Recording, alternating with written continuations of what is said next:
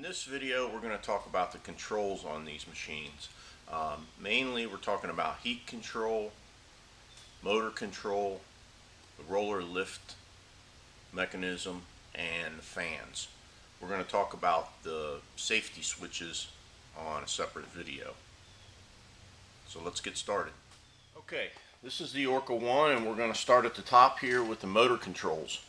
So what you have is you have a speed control, forward, reverse, and this machine has a neutral position there. That can be a gotcha.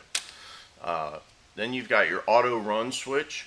So if I have the machine on forward, I'm going to put it on set medium speed and hit auto. The machine should start to rotate. If I hit stop, it stops. Now the reason why this says auto, your manual control is your foot pedal. So if I hit the foot pedal, it's going to run the motor. We don't really see a lot of problems with the switches themselves, and luckily there's a bunch of different switches that are all the same on this particular machine. You can switch them around. Do see some problems with the potentiometer that's behind this speed switch. If you're getting erratic speed, or you feel that potentiometer feels rough inside, you may need to change that part. Now, one common mistake that people make is sometimes if you turn this speed control all the way down, your rollers will still turn a little bit, and that does not have anything to do with the control. That is actually an adjustment on the motor speed control board. So a lot of those potentiometers get changed for the wrong reason. Another important note is you don't want to use the speed control to turn off the machine. You want to hit stop if you want the motor to stop. The reason why is if you turn the speed all the way down to 0, your machine motor and motor speed control board is still powered up. So you don't want to just have that on unnecessarily. It'll just wear out the part sooner. So those are your motor controls. Then you have your heater controls are the next ones here. And basically you've got an on and off switch for the top and bottom heater.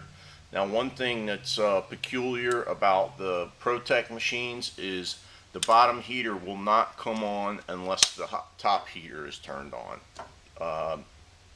Has to do with the applications at the time. They figured there was no reason that you needed to have the bottom heat on unless you had the top on.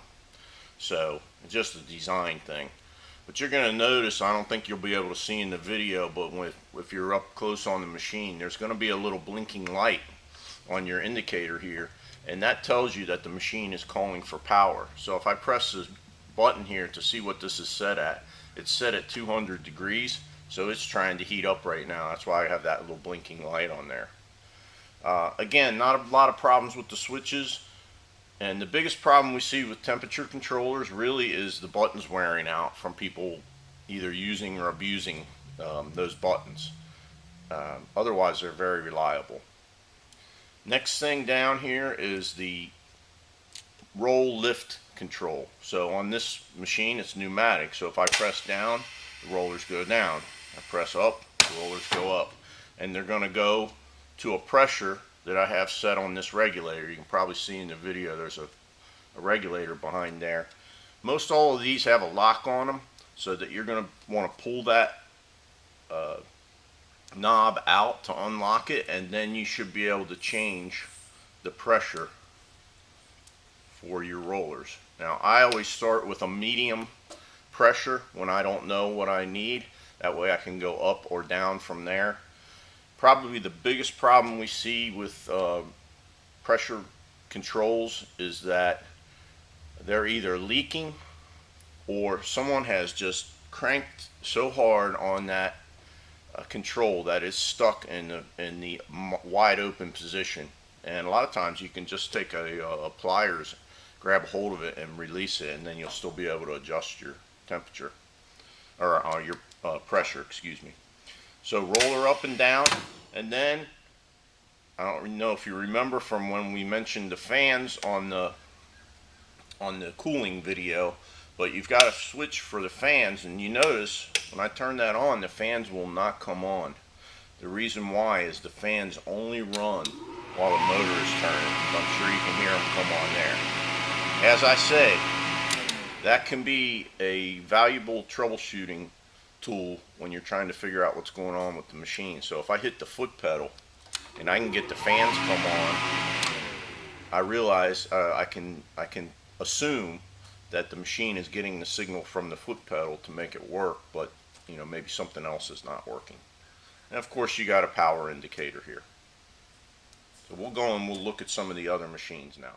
Before we move on from the Orca, I wanted to show you this rear control panel on here. There's not a lot of difference as far as the actual controls go. You've got a regulator for your pull roller clutch, you've got a regulator for your pull roller pressure, and then your roller up and down switch for the pull rollers.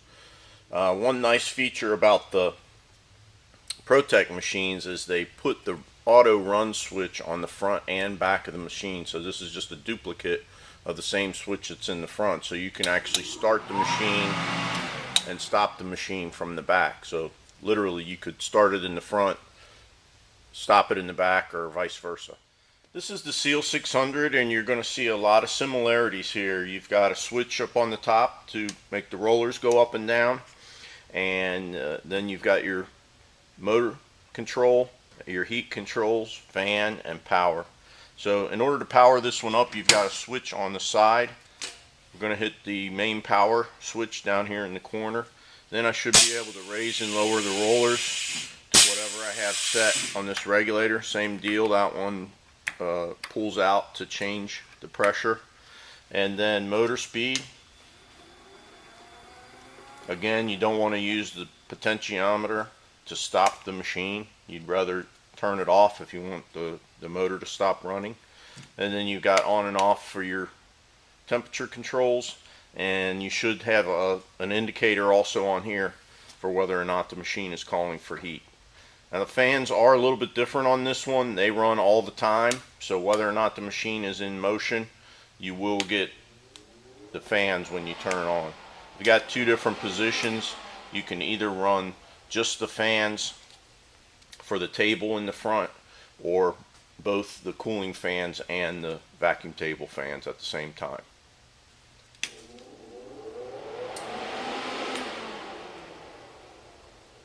And you'll notice that's the sound you hear at the beginning and the end of all my videos.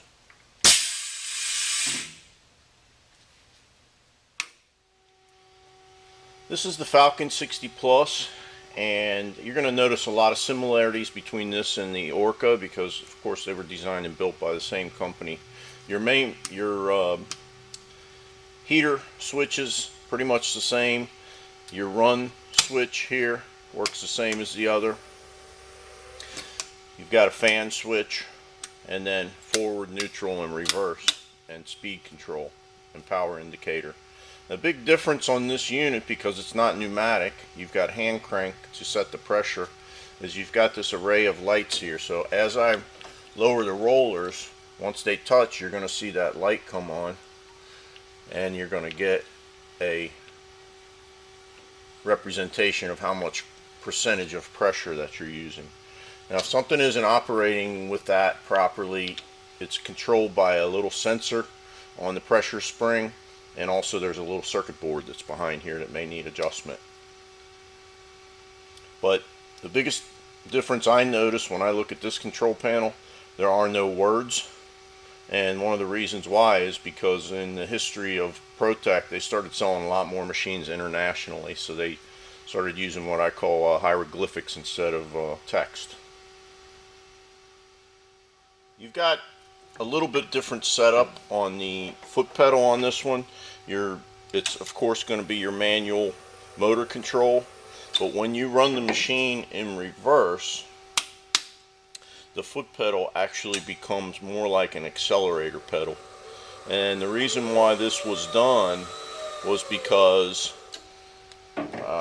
the machine was used in reverse to mount, and you could use the foot pedal to sort of control the speed as you were mounting graphics to substrates. I don't want to get too redundant here, but your heater switches and your fan switch are pretty much the same as on all the other machines, and your heat controls. On the Seal 62 Pro, they went to what I call an integrated control panel. So this is a touchpad where all the controls are built into one circuit board. So if you do have a problem with one of these switches, then you'll have to replace the whole thing. But there are a couple of little differences here. They went to a indicator on the control panel to show you if the photo eye was clear, which we'll get more into that when we talk about the safety devices. The other thing is, of course, you've got forward, stop, reverse, and speed control, and of course you got your foot pedal control. But Seal added something on this machine to allow you to run the machine. It's called snail mode. That's a picture of a snail there. And when that mode is activated, you can run the machine, I believe it's at a 1/2 foot per minute, very slow, so that you can either clear an obstruction or load material. But you notice it's got that garbage truck backing up beep the whole time, and so it's not really effective to run the machine that way. So when you get finished with that, you just turn the snail mode off, and then it goes back to regular speed control. But just like on the Falcon 60, you've got an indicator for the percentage of pressure, and this little graph here gives you some representation of how far the rollers are open when they're not in contact.